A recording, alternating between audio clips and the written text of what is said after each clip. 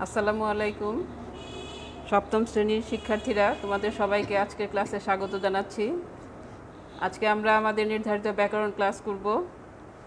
তো ব্যাকরণ আমাদের সিলেবাসের অন্তর্ভুক্ত একটি বিষয়, যে পাঠ 10 শব্দার্থ।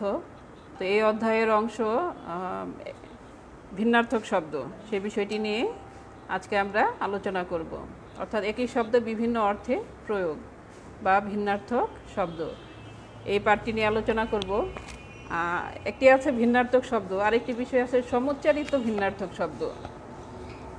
ভিন্নার্থক শব্দ অর্থাৎ একই শব্দ আলাদা আলাদা বাক্যে যখন শব্দটি ব্যবহৃত হয় তখন সে ভিন্ন ভিন্ন অর্থ প্রকাশ করে। আর সমুচ্চারিত ভিন্নার্থক শব্দ হলো, বিষয়টি খেয়াল করো, শিরোনামটি সমুচ্চারিত, অর্থাৎ বানানে হয়তো সামান্য পার্থক্য থাকে কিন্তু উচ্চারণ একই। এই ধরনের শব্দ আছে, সেই শব্দগুলোকে বলা হয় সমুচ্চারিত ভিন্নার্থক শব্দ। তবে আজকে আমাদের আলোচনার বিষয় ভিন্নার্থক শব্দ। আমাদের এই ভাষা, আমরা যে ভাষায় কথা বলি, আমাদের এই ভাষাটি হচ্ছে খুবই বৈচিত্র্যময়। নানাবিধ নানান রকম শব্দের সমাহার এখানে এই ভাষার মধ্যে আমরা লক্ষ্য করে থাকি। আমাদের ভাষায় প্রচুর বিদেশি শব্দ এসেছে, আমাদের দেশি শব্দ আছে। এই শব্দগুলোর মধ্যে আবার নানান রকম প্রকারভেদ আছে। এই ধরনের কিছু শব্দ আছে, যেমন বিপরীত শব্দ, সমার্থক শব্দ।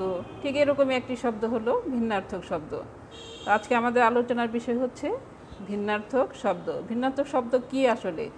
ভিন্নার্থক শব্দ হলো যে আমাদের ভাষায় এমন কিছু শব্দ আছে যেগুলো বিশিষ্ট অর্থ প্রকাশ করে, এবং শব্দগুলো যখন ভিন্ন ভিন্ন বাক্যে ব্যবহৃত হয় তখন তাদের অর্থগুলো ভিন্ন ভিন্ন রূপে প্রকাশিত হয়। তো এই যে ভিন্ন রূপে প্রকাশ হচ্ছে, আলাদা বাক্যে গেলে একটি শব্দ অন্যরকম অর্থ প্রকাশ করছে, এ ধরনের শব্দ নিয়ে আজকে আমরা আলোচনা করব। তাহলে যদি আমরা বলি সেটা কিভাবে বলা যায়, সে খেয়াল করে সবাই।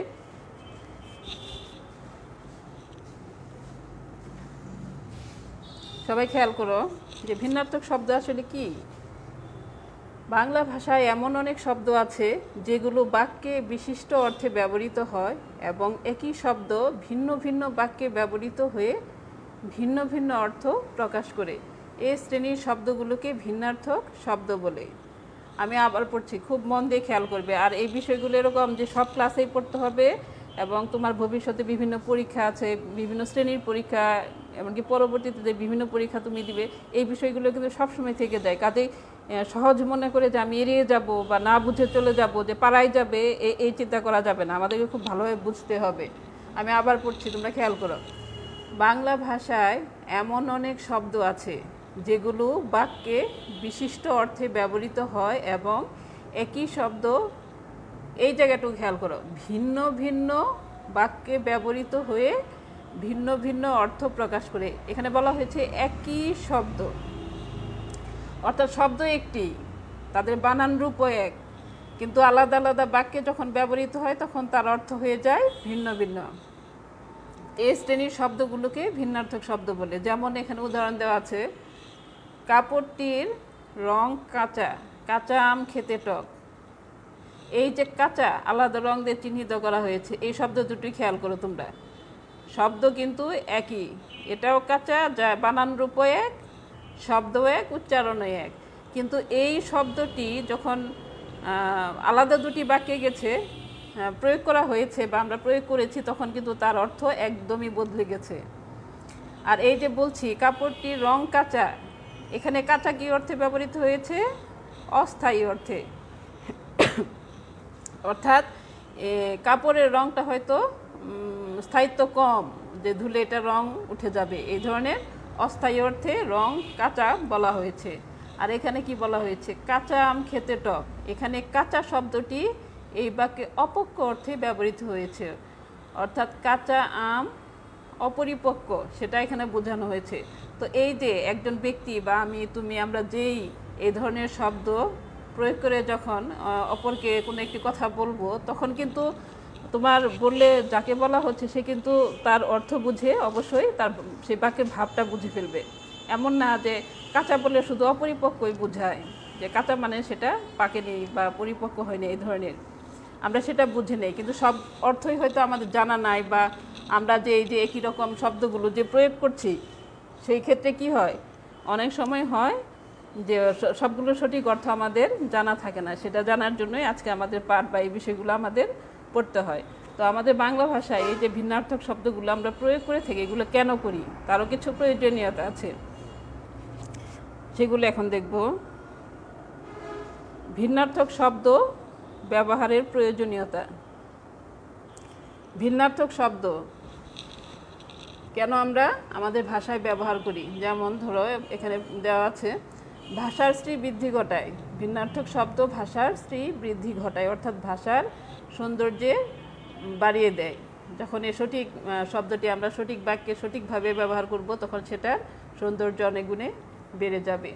অর্থের বিস্তার ঘটায়, অর্থের মানে বিস্তার ঘটায়, একই শব্দ নানাবিধ অর্থ প্রকাশ করছে নানা বাক্যে গিয়ে।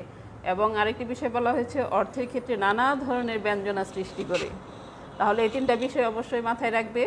ভাষার শ্রী বৃদ্ধি ঘটায়, অর্থের বিস্তার ঘটায়, অর্থের ক্ষেত্রে নানা ধরনের ব্যঞ্জনা সৃষ্টি করে। আমাদের এই যে ব্যাকরণ অংশ থেকে আমাদের মূলত কি আসে, আমরা নির্মিত অংশটুকু থেকে আমাদের লিখিত রূপ খাতায় লিখতে হয়, আর ব্যাকরণ অংশ থেকে অবজেক্টিভ টাইপ প্রশ্ন আসে। আর আমাদের আর প্রশ্ন থাকে 20টির মতো। তো এইগুলো সঠিকভাবে সুন্দরভাবে অ্যান্সার করার জন্য আমাদের বইয়ের প্রত্যেকটা অধ্যায়ের বিষয়ে কী করতে হবে, খুঁটিনাটি খুব নজর দিয়ে পড়তে হবে, কোনো কিছু বাদ দিয়ে যাওয়া যাবে না।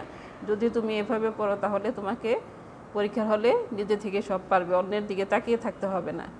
আর যাতে অন্যের দিকে না তাকিয়ে থাকতে হয় সেজন্য কী করতে হবে, এই যে বিষয়গুলো খুব মনোযোগ দিয়ে পড়তে হবে। হয়তো এই বিষয়গুলো তোমাদের দৃষ্টি এড়িয়ে যায় বা এই অধ্যায়টি অত পড়ও না ঠিক মতো, কিন্তু পড়তে হবে, জানতে হবে সব কিছু অনেক সুন্দরভাবে। আজকে আমরা ভিন্নার্থক শব্দ পড়ছি, পরবর্তী ক্লাসে আমরা কি করব, কোনো একটি ক্লাসে সমুচ্চারিত ভিন্নার্থক শব্দ, অর্থাৎ পুরো বিষয়টি আমাদের একটা পরিষ্কার ধারণা নিতে হবে। সেই ওই সমুচ্চারিত ভিন্নার্থক শব্দের উপরে আমরা আরেকটি ক্লাস নিব। তো আজকে আমাদের আলোচনার বিষয় হচ্ছে ভিন্নার্থক শব্দ। তাহলে আমাদের বইয়ে বেশ কিছু এরকম শব্দ দেওয়া আছে, তার মধ্যে কিছু শব্দ আজকে আমরা পড়ব, কিছু শব্দ নিয়ে আজকে আমরা আলোচনা করব। এখানে একটি শব্দ দেওয়া আছে, সবাই খুব মন দিয়ে খেয়াল করবে, বিষয়গুলো কিন্তু জানতে হবে। অঙ্ক, তোমাদের বইয়ে দেওয়া আছে শব্দটি অঙ্ক। এখানে দেখো, এখানে 4টি বাক্য দেওয়া আছে বইয়ে অঙ্ক দিয়ে। 1 নম্বর অঙ্ক, এই বাক্যটি খেয়াল করো আগে, জুথি অঙ্কে কাঁচা। এখানে অঙ্ক শব্দটি আমাদের যে বিষয় আছে পাঠ্য বিষয় গণিত, সেটি বুঝিয়েছে। এখানে গণিত বই অর্থে এখানে অঙ্ক, গণিত হিসেবে অঙ্কের হিসাব হলো কি এখানে গণিত হিসেবে এসেছে। এখানে দেখো নাটকটি 5 অঙ্কে সমাপ্ত।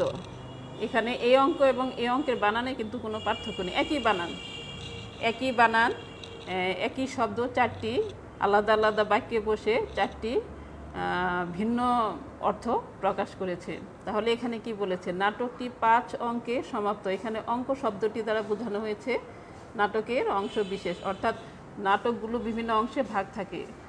তোমাদের 7-এর বইয়ে যেমন একটি নাটিকা আছে, ওইটা খেয়াল করো তাহলে বুঝতে পারবে যে ওখানে কয়টি অংশ আছে বা অঙ্কে ভাগ করা আছে। 3 নাম্বারটি খেয়াল করো, অঙ্ক পাঠ করে সাদা খাতাটি নষ্ট করো না। এখানে অঙ্ক শব্দটি রেখা অর্থে ব্যবহৃত হয়েছে। এরপর অঙ্ক, এখানে খেয়াল করি 4 নম্বর বাক্যটি, টাকার অঙ্ক কত হবে। টাকার অঙ্ক কত হবে, এখানে অঙ্ক সংখ্যা হিসেবে ব্যবহৃত হয়েছে। পরের বিষয়টি খেয়াল করো,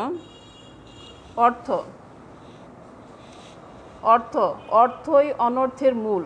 এখানে অর্থ শব্দটি টাকা কড়ি অর্থে ব্যবহৃত হয়েছে। আমার কাছে আসার অর্থ কি, এখানে অর্থ শব্দটি উদ্দেশ্য অর্থে ব্যবহৃত হয়েছে। এই বাক্যটি খেয়াল করো, পাট বাংলাদেশের অর্থকরী ফসল। এখানে অর্থ শব্দটি অর্থ উপার্জনের সহায়ক হিসেবে, অর্থ প্রকাশক হিসেবে এখানে ব্যবহৃত হয়েছে। অর্থাৎ আমরা খেয়াল করছি কি যে একই শব্দ এখানে অর্থের 3টি বাক্য দেওয়া আছে। এখানে এই অর্থ শব্দটি 3টি বাক্যে ব্যবহৃত হয়েছে এবং আলাদা আলাদা বাক্যে শব্দ দুটি প্রয়োগ হয়ে একদম একই শব্দ ভিন্ন ভিন্ন অর্থ প্রকাশ করেছে। এজন্য এদেরকে বলা হচ্ছে ভিন্নার্থক শব্দ। এরপরে আসছে কথা। এই বাক্যটি খেয়াল করো, কথা দিয়ে কখনো কথা ভঙ্গ করো না। এখানে কথা দিয়ে কখনো কথা ভঙ্গ করে, এখানে কথাটি অঙ্গীকার অর্থে ব্যবহৃত হয়েছে। জ্ঞানী গুণীর কথা সকলেরই মেনে চলা উচিত, এখানে কথা উপদেশ অর্থে প্রয়োগ করা হয়েছে। আমার পক্ষে তোমার কথা রাখা সম্ভব নয়, এই বাক্যে একই শব্দ কথা অনুরোধ অর্থে ব্যবহৃত হয়েছে। কাজের কথা বললেই তুমি চুপ করে থাকো, এখানে কথা প্রসঙ্গ অর্থে ব্যবহৃত হয়েছে। এরকম প্রচুর শব্দ আমরা প্রতিনিয়তই ব্যবহার করছি, হয়তো সেভাবে মাথায় আসেও না বা চিন্তাও করি না, কিন্তু এরকম প্রচুর প্রচুর ভিন্নার্থক শব্দ আছে আমাদের ভাষায়, যেগুলো আমরা নিজেরাও প্রতিনিয়ত ব্যবহার করছি। এরপরে দেখো গা। গা, প্রথম বাক্যটা খেয়াল করো।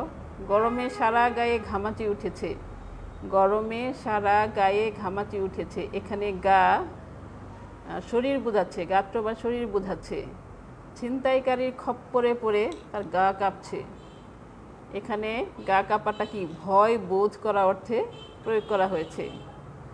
মিথ্যা অভিযোগে গা জ্বালা করছে, মিথ্যা অভিযোগে গা জ্বালা করছে। এখানে গা জ্বালা রাগান্বিত হওয়াকে বোঝাচ্ছে, ক্রোধের উদ্রেক হওয়াকে বোঝাচ্ছে।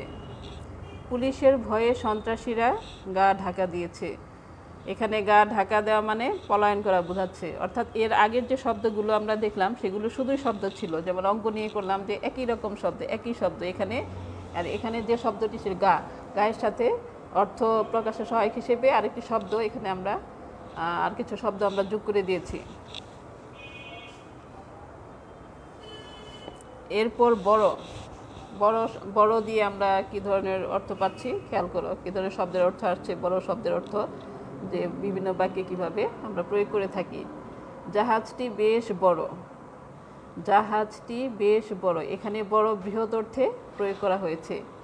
নিজেকে সব কাজে বড় মনে করা ঠিক নয়, এখানে বড় শ্রেষ্ঠ অর্থে প্রয়োগ করা হয়েছে। বাক্যটি খেয়াল করো, নিজেকে সব কাজে বড় মনে করা ঠিক নয়। 3 নম্বর বাক্যটি খেয়াল করো, নিপা খুব বড় বংশের মেয়ে, নিপা খুব বড় বংশের মেয়ে। এখানে বড় সম্ভ্রান্ত অর্থে ব্যবহৃত হয়েছে, অর্থাৎ একই শব্দ বড় তিনটে আলাদা আলাদা বাক্যে আলাদা আলাদা অর্থ প্রকাশ করছে। এরপর আসছে হাত।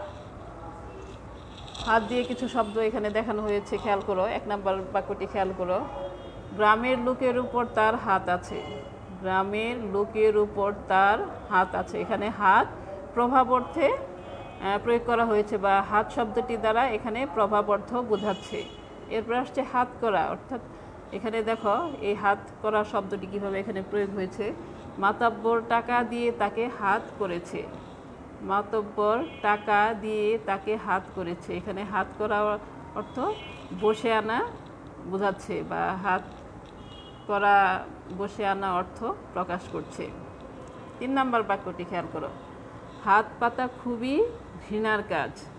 এখানে হাত পাতা যে অর্থটি প্রকাশ করছে সেটি হচ্ছে ভিক্ষা করা। 4 নম্বর বাক্য খেয়াল করো, এই জমিটি বহুবার হাত বদল হয়েছে। এখানে হাত বদল মানে হস্তান্তর অর্থ প্রকাশ করছে। এই হাত বদল শব্দটি দ্বারা হস্তান্তর অর্থ আমরা বুঝতে পারছি। এরপরে হাত পাকা, সেলাইয়ের কাজে তিনি একজন হাত পাকা লোক। এখানে হাত পাকা শব্দটি এখানে হাত যে অর্থে প্রয়োগ হয়েছে সেটি হচ্ছে দক্ষ, অর্থাৎ আমরা এ ধরনের হাত পাকা শব্দ দ্বারা বাক্য তৈরি করলে বুঝবো যে সে যে বিষয়ে যে কাজের জন্য বলা হয়েছে সেই বিষয়ে সে দক্ষ। তো এভাবে প্রচুর শব্দ আছে, আমাদের বইয়েও অনেকগুলো শব্দ দেওয়া আছে। তো সবগুলো শব্দই আমাদের দেখতে হবে আমাদের জানার জন্য, বোঝার জন্য।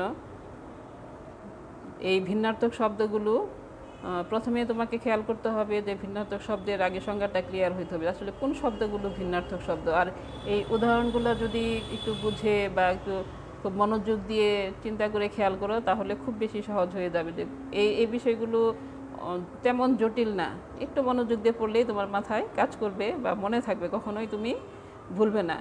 তো আমাদের পরীক্ষায় এই ভিন্নার্থক শব্দগুলো যেভাবে আসে নৈবেদিক প্রশ্নে, যে হয়তো দেখা যাবে যে উদাহরণ দেওয়া থাকবে, বাক্য দেওয়া থাকবে, এরপর যে শব্দটি দেওয়া থাকবে শব্দটি উল্লেখ করে বলা হবে যে কী ধরনের অর্থ প্রকাশ করছে, বা একটি একটি বাক্য দিয়ে যে শব্দটি প্রয়োগ করা হবে তার অর্থ প্রকাশ, কোন অর্থটি প্রকাশ, 4টি অর্থ দেওয়া থাকবে, তার মধ্যে তোমাদের সঠিক অর্থটি বাছাই করে উত্তর করতে হবে। তো সেই ধরনের কিছু প্রশ্নের নমুনা আমরা দেখব। এখানে খেয়াল করো, এখানে কিছু সব বাক্য দেওয়া আছে। এ পর্যন্ত যে কয়েকটি পড়ানো হয়েছে তার উপরে যা এইমাত্র যে পড়ালাম সেই বিষয়গুলোর উপরে একটু খেয়াল করো সবাই। 1 নম্বর বাক্যটি খেয়াল করো, শরীফ অঙ্কে খুব ভালো। 2 নম্বর বাক্য, তোমার এ কথা বলার অর্থ কি? 3 নম্বর, গা ব্যথা করোনা ভাইরাস আক্রান্ত হওয়ার একটি লক্ষণ। 4 নম্বর বাক্য, কাজের কথা বললে রাহাত চুপ করে থাকে। 5 নম্বর, আবিরকে দেখলেই সাফির গা জ্বালা করে। আমাদের প্রথম বাক্যটি খেয়াল করো, শরীফ অঙ্কে খুব ভালো। এখানে অঙ্ক কি অর্থ প্রকাশ করছে? দ্বিতীয় বাক্যে খেয়াল করো, তোমার এই কথা বলার অর্থ কি? অর্থ দ্বারা এখানে কি বোঝাচ্ছে বা কোন অর্থ প্রকাশ করছে? শব্দের অর্থ, এখানে অর্থ শব্দের অর্থটা কি? এখানে গা ব্যথা করোনা ভাইরাসে আক্রান্ত হওয়ার একটি লক্ষণ, গা ব্যথা দ্বারা কোন অর্থটি বোঝানো হচ্ছে? কাজের কথা বলে এরা হাত চুপ করে থাকে, এখানে কথা দ্বারা আসলে কি বোঝানো হচ্ছে? আবিরকে দেখলে সাফির গা জ্বালা করে, গা জ্বালাটি কোন অর্থ প্রকাশক? এইমাত্রই যে কয়েকটি শব্দ আমরা পড়িয়েছি তার উপরে এই বাক্যগুলো করা হয়েছে। তো এভাবেই পরীক্ষায় দিয়ে দিবে এবং 4টি অপশন থাকবে, সেখান থেকে তোমাকে সঠিক অর্থটি বাছাই করে উত্তর করতে হবে। তো এই বিষয়গুলো খেয়াল করো যে তোমার মাথায় কাজ করে কিনা, আসলে কোনটা কি বোঝাচ্ছে। তো আমরা দেখে নিই একটু, প্রথম বাক্যে অঙ্ক শব্দ দ্বারা কি বোঝানো হয়েছে। এখানে শরীফ অঙ্কে খুব ভালো, এখানে গণিত অর্থাৎ গণিত বিষয়টিকে বোঝানো হয়েছে। পরেরটা খেয়াল করো, তোমার এই কথা বলার অর্থ কি? এখানে অর্থ উদ্দেশ্য অর্থে ব্যবহৃত হয়েছে। 3 নম্বর বাক্যটি খেয়াল করো, গা ব্যথা করোনা ভাইরাসে আক্রান্ত হওয়ার একটি লক্ষণ, এখানে গা ব্যথা দ্বারা বা গা দ্বারা শরীরকে বোঝানো হয়েছে। 4 নম্বর বাক্য, কাজের কথা বললে এরা হাত চুপ করে থাকে, এখানে কথা দ্বারা প্রসঙ্গ বুঝিয়েছে। আর 5 নম্বর বাক্যটি খেয়াল করো, আবিরকে দেখলেই সাফির গা জ্বালা করে, এখানে গা জ্বালাটা ক্রোধের উদ্রেক হওয়া অর্থে প্রয়োগ করা হয়েছে, অর্থাৎ রাগান্বিত হওয়া অর্থে প্রয়োগ করা হয়েছে। তো এভাবে পরীক্ষায় আসতে পারে। এছাড়া আরও যেভাবে আসতে পারে সেটি দেখো, আরেক অন্যরকমভাবে আসতে পারে। এই যে এই বিষয়টি খেয়াল করো, এই বাক্যটি খেয়াল করো, বই থেকে এই উদাহরণটি তুলে দেওয়া হয়েছে। গ্রামের লোকের উপর তার হাত আছে, বাক্যে ব্যবহৃত হাত শব্দটি দ্বারা কি বোঝানো হয়েছে? এই বাক্যটি খেয়াল করো, গ্রামের লোকের উপর তার হাত আছে, বাক্যে ব্যবহৃত হাত, এই হাত শব্দটি দ্বারা কি বোঝানো হয়েছে? এরকম 4টি অপশন দেওয়া থাকবে, দক্ষতা, বসে আনা, হস্তান্তর, প্রভাব। তোমাকে কি করতে হবে? তোমাকে করতে হবে সঠিক উত্তরটি বাছাই করে আমাদেরকে সঠিক বৃত্তটি ভরাট করে দিতে হবে। তো এখানে হাত কোন অর্থে? লোকের উপর তার হাত আছে, মানে এখানে সঠিক উত্তরটি হচ্ছে ঘ, প্রভাব অর্থে এখানে হাত শব্দটি বোঝানো হয়েছে। তো আমাদের পরীক্ষায় বিষয়গুলো, এই ভিন্নার্থক শব্দগুলো যেভাবে আসুক না কেন আমাদেরকে পারতে হবে। আর আমরা তখনই পারবো যখন বিষয়গুলো অনেক সুন্দরভাবে আয়ত্ত করব। তো সেই জন্য আমাদের এখানে যে কয়েকটা ভিন্নার্থক আমাদের বইয়ে আপাতত যে কয়েকটা দেওয়া আছে সেগুলো আমরা পড়ব। আর যখন আমরা উপরের পরবর্তী ক্লাসে যাব তখন আমরা আরও বিস্তারিত এ বিষয়ে জানব। তো এরপরে যতটুকু পড়া হয়েছে সেটুকু বাদে আমাদের যার বাদবাকি অংশ তার উপর কিছু কাজ দিচ্ছি তোমাদের, বাড়ির কাজ। সবাই দেখে নাও। 1 নম্বর বাড়ির কাজটি দেওয়া হয়েছে কি, ভিন্নার্থক শব্দ বলতে কি বুঝো, উদাহরণ সহ আলোচনা করো। অর্থাৎ এখানে ভিন্নার্থক শব্দের সংজ্ঞা এবং উদাহরণ দিয়ে সেটা তুমি বুঝিয়ে দিবে যে কেন সেগুলো ভিন্নার্থক শব্দ। 2 নম্বর, নিম্নে প্রদত্ত প্রত্যেকটি শব্দ দ্বারা 3টি করে ভিন্নার্থক বাক্য রচনা করো। এখানে বেশ কিছু শব্দ দেওয়া আছে, হাত, মাথা, পাকা, চোখ, পড়া, মন, কাজ, কান, ফল, মুখ, পা, ছাড়া, চলা, ওঠা। এই যে শব্দগুলো দেওয়া আছে প্রত্যেকটি শব্দ দিয়ে আলাদাভাবে 3টি করে, যেমন হাত দিয়ে 3টি বাক্য রচনা করবে, মাথা দিয়ে 3টি করে, এভাবে প্রত্যেকটি শব্দ দিয়ে 3টি করে ভিন্নার্থক বাক্য রচনা করবে। তো এই 2টি বাড়ির কাজ যদি সঠিকভাবে করা হয় তাহলে আমাদের এই অধ্যায়টা একদম পরিষ্কার হয়ে যাবে, কোনো সমস্যা থাকবে না। আশা করছি সবাই বাড়ির কাজ করবে। আজকে এই পর্যন্তই থাকুক, সবাই ভালো থেকো, আজকের পাঠে অংশগ্রহণ করার জন্য সবাইকে ধন্যবাদ।